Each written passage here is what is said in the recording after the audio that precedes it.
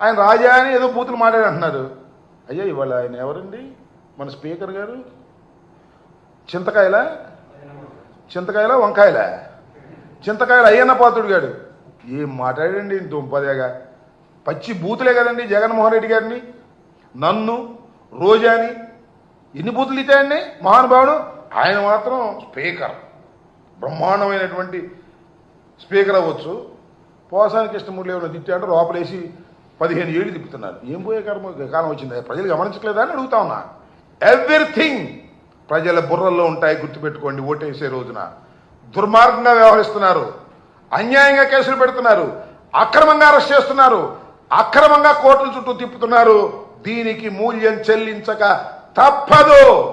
ఎవరు అందరికన్నా ముందు మూల్యం చెల్లించాల్సింది అదే మన జనసేన అధిపతి పవన్ కళ్యాణ్ కాదు, అదే చంద్రబాబు కూడా కాదు, లోకేష్.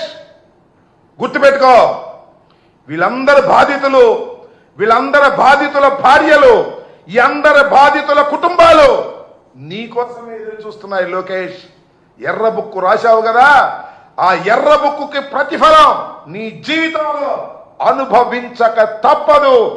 గుర్తుపెట్టుకోమని మనం చేస్తున్నా. ఇవాళ నేను పెద్దవాడిని చెబుతున్నా, ఇంకా 4 years ఆగబ్బాయి బ్రదర్, 4 years ఇంకెక్కువ అవసరంలా. దీనికి మూల్యం నువ్వు చెల్లిస్తావు.